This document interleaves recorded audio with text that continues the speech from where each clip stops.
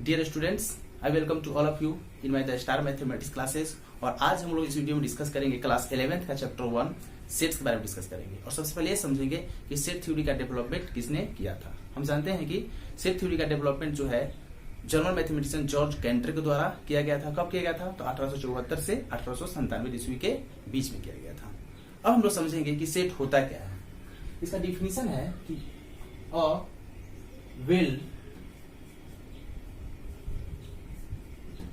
well-defined collection of objects is called a set। मतलब set जो होता है किसी ऑब्जेक्ट के कलेक्शन के वेल डिफाइंड कलेक्शन को हम लोग क्या बोलते हैं? सेट बोलते हैं। अगर पूछा जाए क्या सभी कलेक्शन सेट होगा? नहीं, जो कलेक्शन वेल डिफाइंड होता है उसी को हम लोग बोलते हैं सेट। अब एक प्रश्न आता है कि वेल डिफाइंड का मतलब क्या होता है? तो वेल डिफाइंड का मतलब होता है कि it is possible to tell without any doubt whether the given object belong to the given collection और नॉट। मतलब यह कहना संभव हो, मतलब बिना कोई संदेह के कि कौन सा ऑब्जेक्ट उस कलेक्शन से बिलोंग करता है, कौन सा ऑब्जेक्ट बिलोंग नहीं करता है। या हम लोग कह सकते हैं जनरली अगर हम किसी चीज का कलेक्शन कर रहे हैं तो generally person to person opinion जो है क्या होना चाहिए? मैच करना चाहिए। जैसे एग्जांपल की बात करें तो मैं अगर लिख दूं यहाँ पे द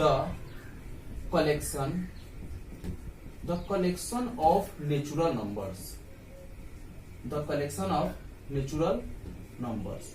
तो नेचुरल नंबर का जो कलेक्शन होता है यह क्या होता है? वेल डिफाइंड कलेक्शन होता है। तो वेल डिफाइंड कलेक्शन होगा तो ये सेट हो जाएगा। एक प्रश्न आता है कि वेल डिफाइंड कलेक्शन कैसे होगा ये?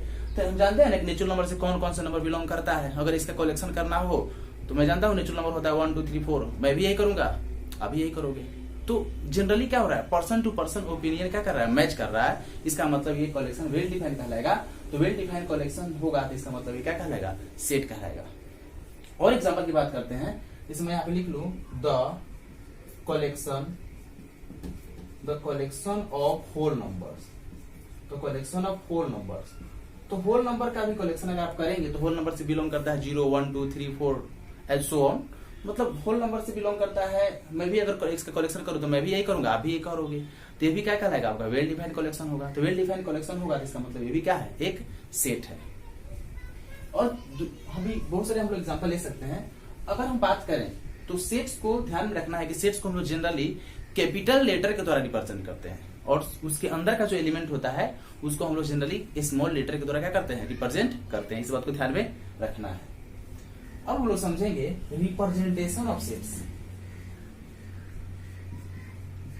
रिप्रेजेंटेशन ऑफ सेट्स मतलब सेट्स को हम लोग कैसे रिप्रेजेंट करते हैं। तो सेट्स को रिप्रेजेंट करने का 3 तरीका होता है। एक होता है आपका डिस्क्रिप्टिव फॉर्म, एक होता है सेट रोस्टर फॉर्म, रोस्टर या टेबुलर फॉर्म, और एक होता है सेट बिल्डर फॉर्म। तो सेट्स को हम लोग 3 तरीके से क्या करते हैं? रिप्रेजेंट करते हैं। डिस्क्रिप्टिव फॉर्म क्या होता है? तो बात करें the collection of whole numbers, तो यहां पे अगर लिख दूं मैं the collection of whole numbers, sorry the collection of natural number ले लेते हैं पहले। तो the collection of natural numbers, तो नेचुरल नंबर का जो कलेक्शन है इस बात को रोस्टर फॉर्म में कैसे दिखाएंगे? तो जानते हैं ना कि हम पहले नेचुरल नंबर को हम लोग किससे रिप्रेजेंट करते हैं? कैपिटल एन के द्वारा। तो एन इक्वल टू, अब याद रखना रोस्टर फॉर्म में अगर किसी भी सेट को अगर आपको दिखाना है तो आपको कर्ली ब्रैकेट का यूज करना होगा। तो कर्ली ब्रैकेट का यूज करना होगा। अगर collection of natural number, natural number शुरू किससे होता है? 1 से। तो हम लिखेंगे 1 2 3 4 एंड सो ऑन। क्यों? क्योंकि नेचुरल नंबर का कोई अंत होता नहीं है, मतलब काउंटिंग नंबर का अंत नहीं होता है। तो काउंटिंग नंबर को हम बोलते हैं नेचुरल नंबर। तो 1 2 3 4 एंड सो ऑन, मतलब इसका कोई अंत नहीं होगा। और भी बहुत सारे हम नेचुरल नंबर लिख सकते हैं। सेट बिल्डर में इसको कैसे लिखेंगे? तो सेट बिल्डर में लिखने के लिए भी हम लोग मान लेते हैं एन से रिप्रेजेंट करते हैं तो आपको कर्ली ब्रैकेट का यूज करना होगा। और पूरे एलिमेंट को क्या मान ले, अगर हम एक्स मान ले तो x के रूप में लिखेंगे, अगर पूरे एलिमेंट को y मान लेंगे तो y के रूप में लिखेंगे। तो हम लिख सकते हैं x सच दैट, इसको बोलते हैं सच दैट। सच दैट का सिंबल जो होता है, याद रखना है आपको, सच दैट का दो सिंबल होता है, या तो इसका यूज करो या वर्टिकल छोटा सा लाइन, मतलब इसको हम लोग सच दैट बोलते हैं। हम सच दैट को हम लोग या तो इस प्रकार या तो इस प्रकार रिप्रेजेंट करते हैं। तो x सच दैट, x किससे बिलोंग कर रहा है? नेचुरल नंबर से बिलोंग कर रहा है। ये जो सिंबल होता है बिलोंग्स टू इसको बोलते हैं, ठीक है ना। जैसे मान लेते हैं कि मान लेते हैं कोई एक सेट A है, इसके अंदर है 1 2 3 एलिमेंट्स है, और इस सेट को मैंने किस रूप में लिखा है? रोस्टर फॉर्म में लिखा है। तो हम लोग लिख सकते हैं ना कि 1 बिलोंग्स टू सेट A, लेकिन ये भी लिख सकते हैं कि 4 does not belongs to set A, मतलब 4 जो है सेट A से बिलोंग नहीं करता है। क्यों? क्योंकि सेट A में 4 नहीं है, तो आप लिख सकते हैं 4 does not belongs to set A। और 1 जो है सेट A से बिलोंग करता है, इसका मतलब क्या लिखेंगे? 1 बिलोंग्स टू सेट A। तो उसी प्रकार मैंने लिखा है यहाँ पे कि x सच दैट x यहाँ पे क्यों लिखे हैं? क्योंकि मैंने यहाँ पूरे एलिमेंट को x के रूप में हम दिखाना चाहते हैं। तो x सच दैट x किससे बिलोंग कर रहा है? नेचुरल नंबर से। तो आप इस प्रकार सेट बिल्डर फॉर्म में क्या करेंगे? लिखेंगे। और एक एग्जांपल की बात करते हैं। अगर मैं एग्जांपल ले लूं, नेक्स्ट एग्जांपल की बात करें, लिखते हूं the collection of whole numbers less than 8। अब यहाँ पे प्रश्न है, ये किस फॉर्म में मैंने लिखा है? डिस्क्रिप्टिव फॉर्म में है, मतलब विवरण के रूप में है। The collection of whole numbers less than 8, मतलब होल नंबर का कलेक्शन कीजिए जो 8 से क्या हो? छोटा हो। तो यहाँ पे अगर होल नंबर को किससे रिप्रेजेंट करते हैं? W से, कैपिटल लेटर W से रिप्रेजेंट करते हैं। और होल नंबर में क्या आएगा? 0 आएगा, 1 आएगा, 2 आएगा, 3 आएगा, 4 5 आएगा, 6 आएगा, 7 आएगा, और क्या होगा? 8 तक होगा, सॉरी 7 तक होगा। क्यों? क्योंकि कह रहा है कि the collection of whole numbers less than 8, मतलब आपको कह रहा है कि होल नंबर का कलेक्शन कीजिए जो क्या हो? 8 से छोटा हो। तो होल नंबर शुरू होता है 0 से, तो 0 से लेकर के 7 तक आप करेंगे कलेक्शन। क्यों? क्योंकि 8 से छोटा लेना है आपको। और यहाँ पे क्या था कि नेचुरल नंबर का कलेक्शन करना है, और यहाँ पे कुछ कंडीशन नहीं था, ठीक है ना। तो यहाँ पे आप 7 तक लेंगे। इसको अगर सेट बिल्डर को लिखना होगा तो क्या लिखेंगे? W इक्वल टू लिख सकते हैं। सेट बिल्डर का भी रोस्टर फॉर्म का आपको कर्ली ब्रैकेट का यूज करना है, इस बात को ध्यान में रखना है। तो अगर पूरे एलिमेंट को x मान लेंगे, क्या लिखेंगे हम लोग? x सच दैट x किससे बिलोंग कर रहा है? होल नंबर से बिलोंग कर रहा है। और लिख देंगे एंड x लेस देन क्या है? 8। यहाँ पे x लिखेंगे लेस देन 8। क्यों? क्योंकि मैंने यहाँ पे x का जो वैल्यू है, the collection of whole numbers less than 8, मतलब आपको होल नंबर का कलेक्शन करना है 8 से क्या हो? छोटा हो। तो x belongs to whole number and x जो है 8 से क्या है? मतलब x लेस देन 8। तो इस प्रकार जो है हम लोग किसी सेट को सेट बिल्डर फॉर्म में क्या करेंगे? रिप्रेजेंट कर सकते हैं। अब हम लोग नेक्स्ट समझेंगे टाइप्स ऑफ सेट्स के बारे में हम समझेंगे।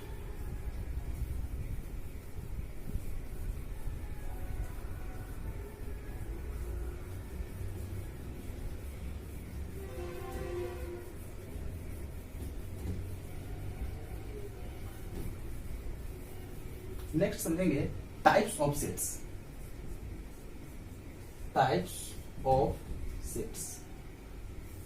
समुच्चय का प्रकार।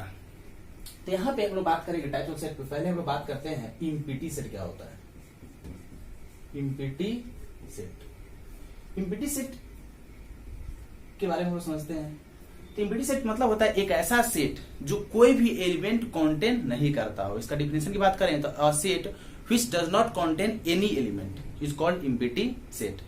तो हम लिख सकते हैं कि a set which does not contain any element is called an empty set। an empty set मतलब एक ऐसा सेट जो कोई भी एलिमेंट कंटेन नहीं करता हो, उसी को हम लोग इम्पिटी सेट बोलते हैं। अगर एग्जांपल की बात करें, जैसे यहां पे लिख दूंगा मैं the collection of natural numbers less then 1। इस क्वेश्चन में कह रहा है कि the collection of natural number, मतलब नेचुरल नंबर का कलेक्शन आप करें जो 1 से क्या हो? छोटा हो। तो 1 से छोटा कोई नेचुरल नंबर होता ही नहीं है। तो ये कौन सा सेट होगा? इम्पिटी सेट होगा। तो इम्पीटी सेट को हम लोग ये जो किस रूप में मैंने सेट को लिखा है, डिस्क्रिप्टिव फॉर्म में लिखा है, विवरण के रूप में मैंने लिखा है। और इसी को रोस्टर फॉर्म लिखना होगा, इसी बात को तो रोस्टर फॉर्म में क्या लिखेंगे, मान लेते हैं सेट को हम लोग किसी भी लेटर से रिप्रेजेंट कर सकते हैं। नेचुरल नंबर को ऐसे है तो नेचुरल नंबर को हम लोग एन से रिप्रेजेंट करते हैं। तो इसको कैसे लिख सकते हैं आप, कर्ली ब्रैकेट के अंदर कोई भी एलिमेंट नहीं होगा। क्यों, क्योंकि इस डिस्क्रिप्टिव फॉर्म को आप यहाँ पे रोस्टर फॉर्म में आप इस प्रकार क्या कर सकते हैं, लिख सकते हैं। एक बार और इसको समझते हैं। The collection of natural number less than 1, तो कह रहा है कि नेचुरल नंबर का कलेक्शन करें जो 1 से छोटा हो, तो 1 से छोटा कोई नेचुरल नंबर होता ही नहीं है। तो इसको आप कैसे लिखेंगे, तो नेचुरल नंबर को हम लोग n से रिप्रेजेंट करते हैं, तो कर्ली ब्रैकेट के अंदर कोई भी एलिमेंट नहीं होगा, तो इसको हम बोलते हैं इम्पीटी सेट। इम्पीटी सेट को आप फाई के द्वारा भी क्या करते हैं, रिप्रेजेंट कर सकते हैं। इस बात को ध्यान में रखना है, या तो कर्ली ब्रैकेट के अंदर कोई भी एलिमेंट नहीं होगा, या फाई के द्वारा भी हम लोग रिप्रेजेंट कर सकते हैं। इस बात को ध्यान में रखना है। नेक्स्ट अब हम लोग समझेंगे सिंगलटन सेट क्या होता है। सिंगलटन सेट, सिंगलटन सेट इसका डिफिनेशन है a set which contain only one element. Only one element is called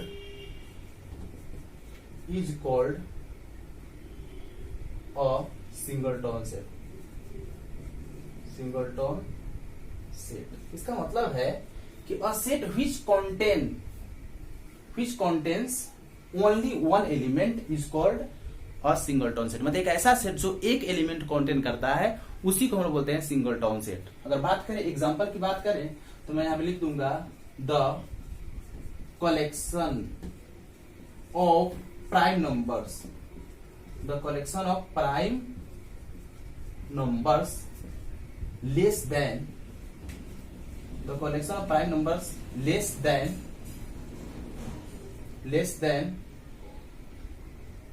3। तो मैंने यहां पे क्या लिखा है कि the collection of prime numbers less then 3। कह रहा है कि प्राइम नंबर का कलेक्शन करें जो 3 से क्या हो, छोटा हो। तो 3 से छोटा प्राइम नंबर तो ओनली 2 होता है, तो एक ही होगा ना, तो इसको आप सिंगलटन से बोलेंगे। इस बात को आप प्राइम नंबर को आप अंग्रेजी के मतलब किसी भी लेटर से आप रिप्रेजेंट कर सकते हैं सेट को, ठीक है ना, कैपिटल लेटर से। ऐसे जनरली हम लोग नेचुरल नंबर को n से रिप्रेजेंट करते हैं, होल नंबर को w से रिप्रेजेंट करते हैं, रेशनल नंबर को हम लोग q से रिप्रेजेंट करते हैं, और रियल नंबर को हम लोग r से रिप्रेजेंट करते हैं। इस बात को ध्यान में रखना है। तो और इंटीजर्स को हम लोग z से या i लेटर से क्या करते हैं, रिप्रेजेंट करते हैं। The collection of prime numbers less then 3, तो प्राइम नंबर का कलेक्शन करना है, इसको आप रोस्टर फॉर्म में कैसे लिखेंगे, जो 3 से छोटा हो। तो 3 से छोटा ओनली एक प्राइम नंबर होता है जिसको बोलते हैं 2।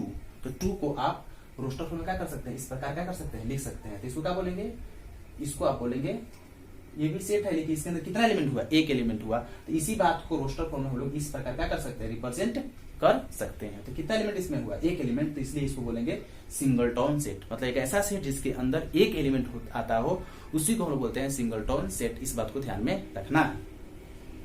नेक्स्ट अब हम लोग समझते हैं फाइनाइट सेट क्या होता है।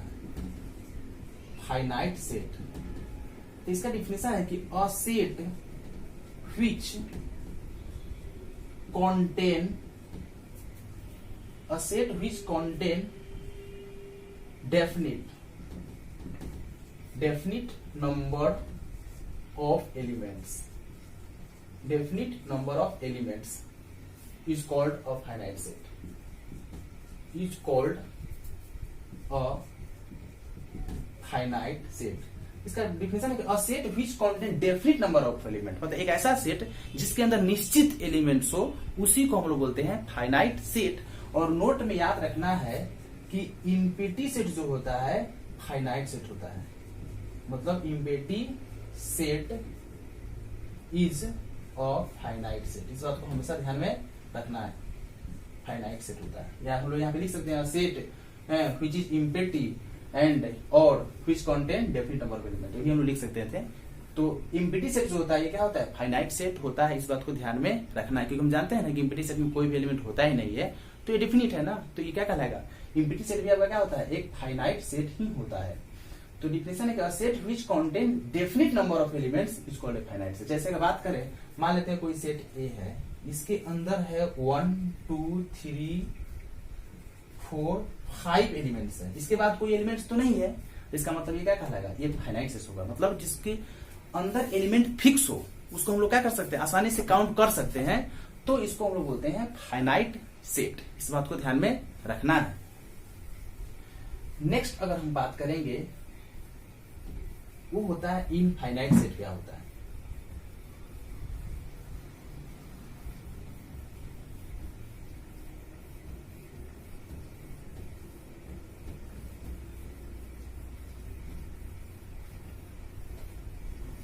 नेक्स्ट बात करेंगे ये infinite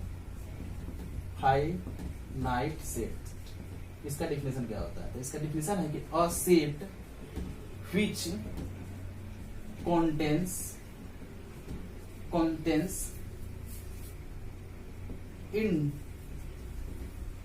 indefinite number of elements indefinite number of elements is called an infinite set।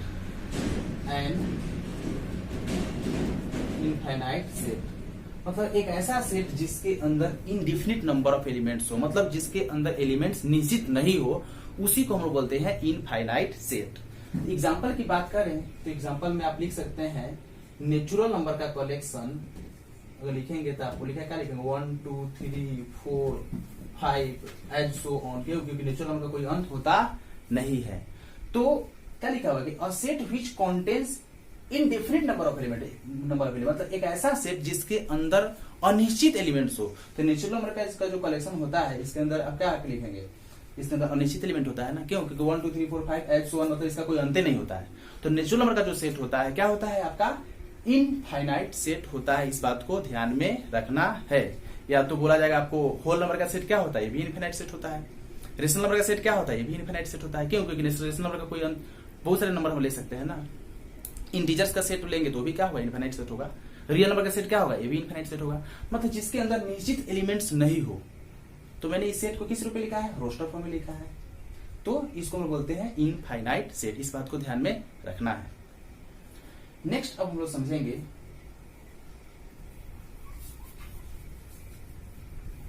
Subset क्या होता है।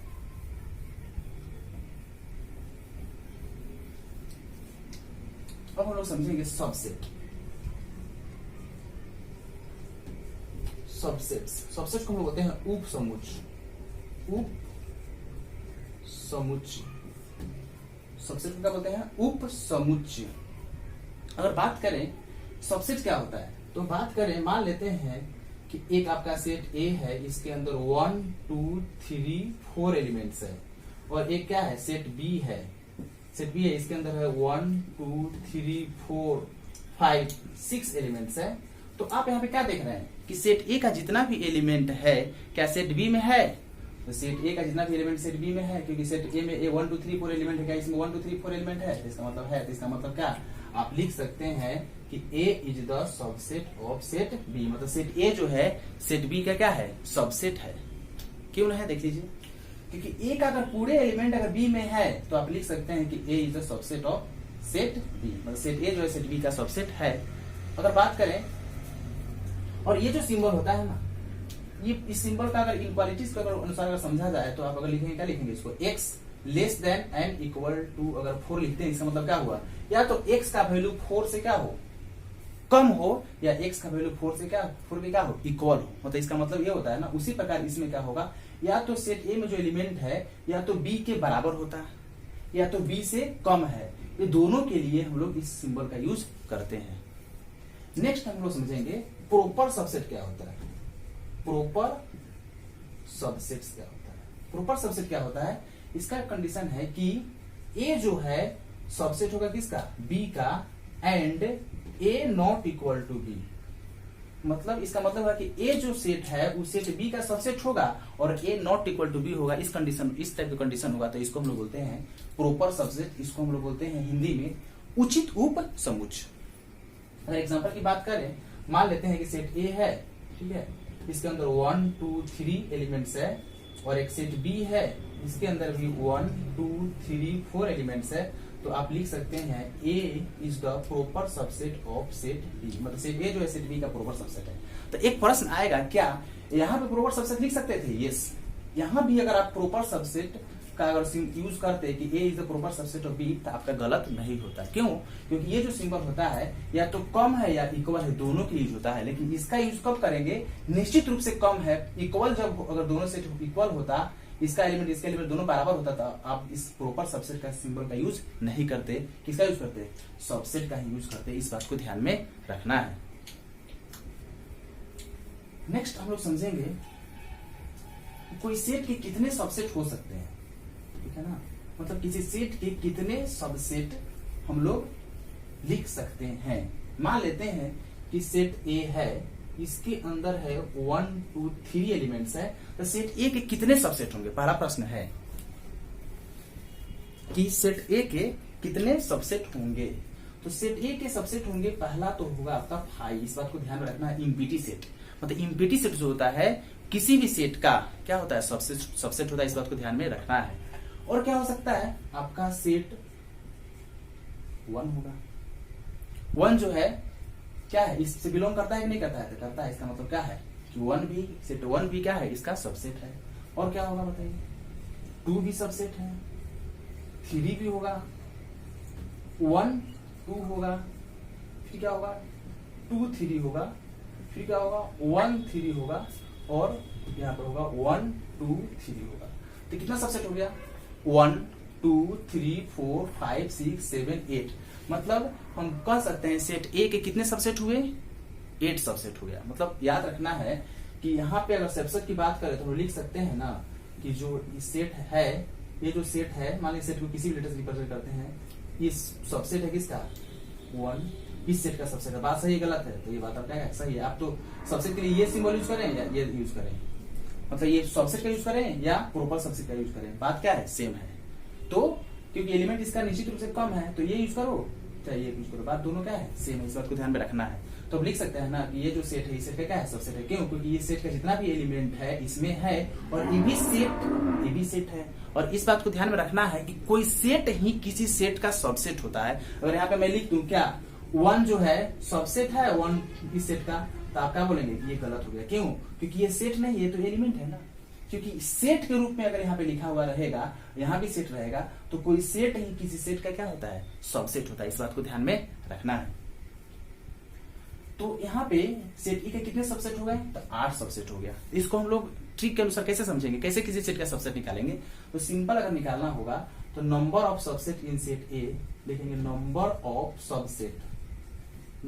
Subsets of set A. Set A के कितने सबसेट होंगे? तो सिंपल करो, क्या 2 लिख लेना, 1 2 3, तो यहाँ पे 3 पुट कर देंगे, तो 2 का क्यू क्या होता है? 8। तो 8 सबसेट हो गया। अगर आपसे कोई पूछे कि एक सेट बी है, ठीक है ना, एक सेट बी है, इसके अंदर है 1 2 3 4 एलिमेंट्स है, इसका सबसेट कितना होगा? तो आसानी से हम लोग क्या लिखेंगे? 2 रेज़ टू द पावर क्या लिखेंगे? 4, क्योंकि 1 2 3 4 एलिमेंट्स है, तो इसका मतलब 2 को 4 टाइम्स मल्टीप्लाई करेंगे तो कितना होगा? तो 16 सबसेट्स इसका होगा। सेट बी का 16 सबसेट होगा। इस बात को ध्यान में रखना है। अब हम लोग समझेंगे पावर सेट क्या होता है। नेक्स्ट हम लोग समझना है पावर सेट। तो पावर सेट के लिए मान लेते हैं कि एक सेट ए है, इसके अंदर 1 2 3 एलिमेंट्स है, तो पहले इसके सबसेट को आप लिख लेते हैं। इसका सबसेट क्या होगा? एक होगा इम्पीटी सेट, या इसको 5 के द्वारा रिप्रेजेंट करते हैं, या तो 1 होगा, 2 होगा, 3 सेट के रूप में लिखना है। फिर क्या होगा? 1 2, क्या 1 2 जो है, ये जो सेट है इसका एलिमेंट इसमें है तो है। फिर क्या लिख सकते हो आप? 2 3 लिख सकते हैं। फिर क्या लिख सकते हैं? 1 3 लिख सकते हैं। क्या 1 3 जो है, ये सेट जो है इसके अंदर 1 3 है, क्या 1 3 इसमें है तो है। इसका मतलब ये जो सेट है, इस सेट का क्या है? सबसेट है, क्योंकि ये सेट का एलिमेंट इस सेट से बिलोंग करता है। और क्या लिख सकते हैं आप? लिख सकते हैं 1 2 3, तो कितना सबसेट हो गया? तो 1 2 3 4 5 6 7 8। तो अब हम लोग समझ रहे हैं पावर सेट के बारे में समझ रहे हैं। तो पावर सेट के लिए सबसे पहले आपको क्या करना होगा? उस सेट का सबसेट्स लिख लेना होगा। तो उस सेट का कितना सबसेट हो गया? 8 सबसेट हो गया।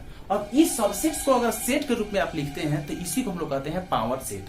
तो पावर सेट को जनरली हम लोग पीए के द्वारा क्या करते हैं? रिप्रेजेंट करते हैं। तो इस सबसेट्स को किसके रूप में लिखना है? सेट के रूप में लिखना है। तो सेट के रूप में लिखेंगे तो कर्ली ब्रैकेट करके यूज कर लेंगे, और यहाँ पे पुट करेंगे 5। उसके बाद जितने भी यहाँ पे सेट्स हैं उसको क्या करेंगे? यहाँ पे पुट कर देंगे। 2 होगा,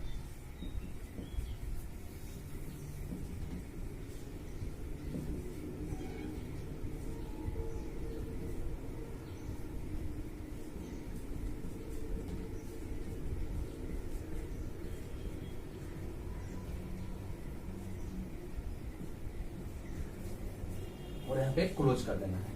एक बार इसको समझते हैं। प्रॉपर सबसेट के लिए आपको सबसे पहले किसी सेट का सबसेट को पहले लिख लें। सबसेट्स के लिखने के बाद फिर उसको सेट के रूप में लिखेंगे। तो सेट के रूप में लिखेंगे तो मैंने किसका यूज किया है, रोस्टर फॉर्म मैंने यूज किया है। रोस्टर फॉर्म के लिए कर्ली ब्रैकेट यूज करेंगे और जितने भी इसका सबसेट हुए हैं 8 सबसेट्स, उस सभी को इस सेट में क्या करेंगे, पुट कर देंगे और यहाँ पे क्या करेंगे, कर्ली ब्रैकेट देकर इसको क्लोज कर देंगे। तो 1 2 3 4 5 6 7 8। तो इस प्रकार जो है पावर सेट, किसी भी सेट का पावर सेट इस प्रकार लिखा जाता है। इस बात को ध्यान में रखना है। अब हम लोग नेक्स्ट समझेंगे कि इक्वल सेट क्या होता है। इक्वल सेट, इक्वल सेट्स का मतलब होता है कि मान लेते हैं कि कोई सेट ए है, इसके अंदर 1 2 3 एलिमेंट्स है, और कोई सेट बी है, इसके अंदर 2 3 2 1 एलिमेंट्स है। तो ये दोनों सेट क्या कहलाएगा, इक्वल सेट कहलाएगा। क्यों कहलाएगा, क्योंकि सेट ए का जितना भी एलिमेंट सेट बी में है, यहाँ पे क्या है, वाइस वर्सा है, मतलब विपरीत क्रम में है, तो उससे कोई फर्क पड़ता नहीं है। तो आप लिख सकते हैं कि सेट ए जो है सेट बी के क्या है, इक्वल है। इसका मतलब सेट ए और सेट बी दोनों क्या कहलाएंगे, इक्वल सेट्स होंगे। इस बात को ध्यान में रखना है। नेक्स्ट अगर हम बात करें इक्विवेलेंट सेट क्या होता है।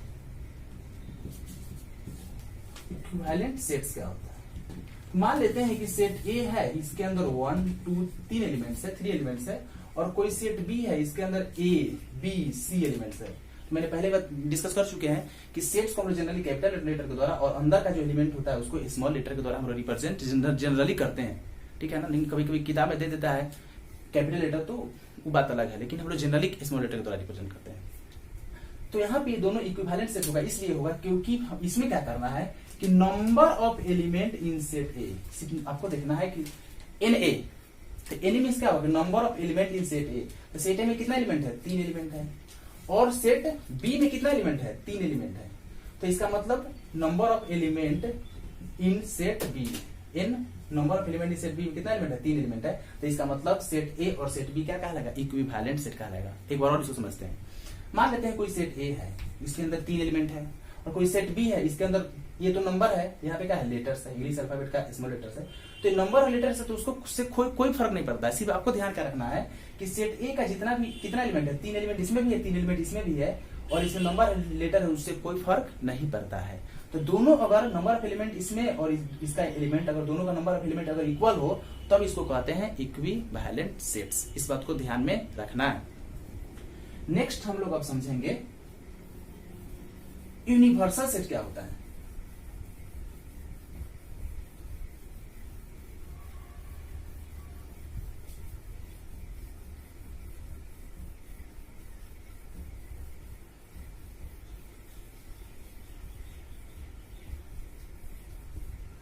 यूनिवर्सल सेट,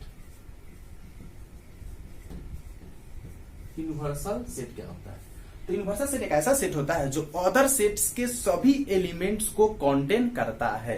मतलब इसका डिफिनेशन का समझाया तो बोल सकते हैं कि universal set is that set which contains the all the elements of the other sets. इसको एग्जांपल के अनुसार हम लोग समझते हैं। मान लेते हैं कि सेट ए है, इसके अंदर 1 2 3 एलिमेंट्स है। सेट बी है, इसके अंदर है 3 4 5 6 एलिमेंट्स है।